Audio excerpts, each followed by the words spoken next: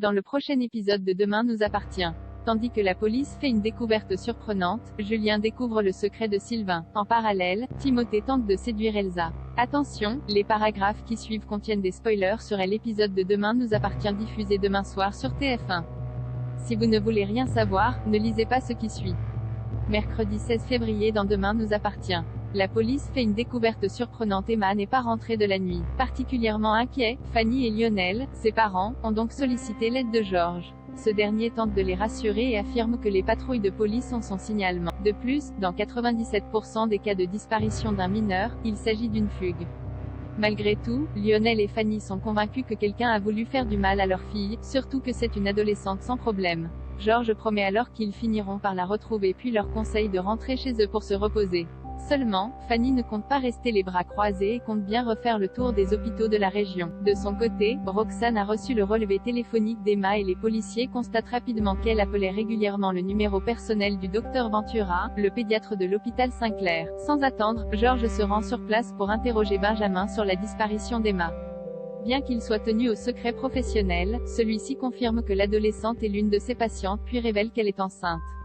Quand le policier fait remarquer qu'il est pédiatre et non gynécologue, Benjamin indique tout simplement qu'Emma a une pathologie qui nécessite un suivi régulier car cela pourrait rendre sa grossesse à risque. Comme Georges cherche à savoir pourquoi elle avait ses coordonnées personnelles, le médecin explique avoir fait cela pour créer un lien de confiance.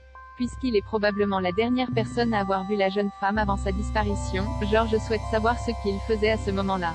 Benjamin répond alors qu'il était de garde et que ses collègues peuvent en témoigner. Par la suite, Georges se rend chez les Garnier et leur rapporte que leur fille est enceinte de 11 semaines. Un choc pour Fanny et Sylvain qui peinent à comprendre comment cela a pu se produire vu l'emploi du temps millimétré d'Emma. Furieux que l'hôpital ne les ait pas tenus informés, Lionel aimerait obtenir le nom du médecin qui s'est occupé de sa fille. Georges préfère ne rien dire tant que l'enquête n'est pas terminée mais Fanny appelle l'établissement puis obtient l'information. Pendant ce temps, Karim se rend au lycée pour interroger Camille. Malheureusement, elle ignore si Emma avait un peu. Charlie, qui passe par là, apprend aux policiers qu'Emma avait pour habitude de changer sa tenue vestimentaire en arrivant au lycée et va même jusqu'à sous-entendre qu'elle couche avec tout ce qui bouge. À l'hôpital, Lionel s'en prend violemment à Benjamin qu'il tient pour responsable de la disparition de sa fille. Selon le médecin, il a gardé le secret car Emma était totalement perdue et qu'elle cherchait une oreille attentive qui ne la jugerait. Il a beau estimer qu'il a fait son boulot de médecin, Lionel lance qu'il compte porter plainte.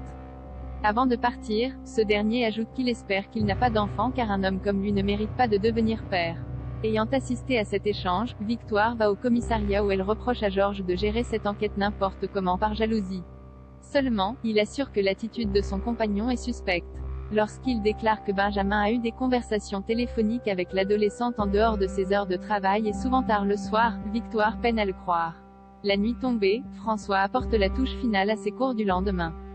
En consultant sa boîte mail, il s'aperçoit qu'Emma lui a envoyé de nombreux messages reprenant des passages des liaisons dangereuses, de l'éducation sentimentale ou encore des vagues du désir. À quelques encablures, Roxane n'a rien pu tirer de l'analyse de l'ordinateur des. Cependant, en contactant sa banque, elle a constaté que l'adolescente avait fait un retrait de 300 €. Au moment où tout confirme la théorie de la fugue, Nordine révèle que son sac à dos a été découvert dans une poubelle avec sa carte d'identité. Les policiers ont désormais la certitude qu'il est arrivé quelque chose de grave à Emma. Julien découvre le secret de Sylvain. Sylvain est déterminé à venir en aide à Julien qui vient de perdre son travail. Toutefois, il ne peut pas lui dire la vérité sur sa fortune car il a peur de perdre cette amitié à laquelle il tient tant. Dans l'impasse, Sylvain ne sait pas quoi faire. De son côté, Julien fait la tournée des commerces pour dégoter du travail et débarque au secours. Si elle n'a besoin de personne en ce moment, Vanessa l'encourage cependant à en parler directement à son ami millionnaire. Comme il ne comprend pas de quoi elle parle, la chef lui apprend que Sylvain a gagné le jackpot au casino. En retournant à sa voiture, Julien tombe sur une enveloppe pleine de billets. Loin d'être dupe, il comprend que cet argent vient de Sylvain et ce d'autant plus que celui-ci fait mine de se balader dans le coin à ce moment précis. Le marin-pêcheur lui fait donc croire qu'il compte ramener l'argent au commissariat car il craint qu'il appartienne à un dealer. Dos au mur, Sylvain finit par lui avouer la vérité puis lui explique les raisons qui l'ont poussé à mentir. Même s'il est un peu énervé d'être passé pour un imbécile aux yeux de Vanessa, Julien ne lui en tient pas rigueur. Sylvain reconnaît qu'il s'ennuie dans sa nouvelle vie et que c'est pour cette raison qu'il a fondé la fondation des Morets. Quand il lui demande de garder l'argent, Julien accepte avec plaisir. Timothée tente de séduire Elsa. Timothée a compris qu'il n'était pas amoureux d'Anna Delcourt. Il voudrait avoir une petite copine mais continue de se dévaloriser. Une attitude qui ne plaît pas à Victor, qui signale que ce n'est pas parce qu'il a des difficultés à séduire les femmes qu'il n'a pas de multiples qualités. Son fils étant quelqu'un de formidable, Victor estime qu'il ne lui manque qu'une seule chose, croiser une fille aussi géniale que lui. Mais le jeune homme a en réalité déjà une fille en vue. Au lycée, Timothée explique à Gabriel qu'il veut séduire Elsa, une élève de sa classe. Pour ce faire, il entend lui prouver qu'il est le petit ami parfait pour elle. En cours de maths, Elsa répond correctement à un problème avant Timothée. Comme elle est certaine d'avoir une meilleure note que lui à leur prochain devoir, Timothée rétorque qu'il est le meilleur de leur classe. Elsa déclare alors que ce n'est pas parce qu'il est autiste qu'il doit être prétentieux. Détestant ce trait de caractère, elle ne veut plus réviser avec lui.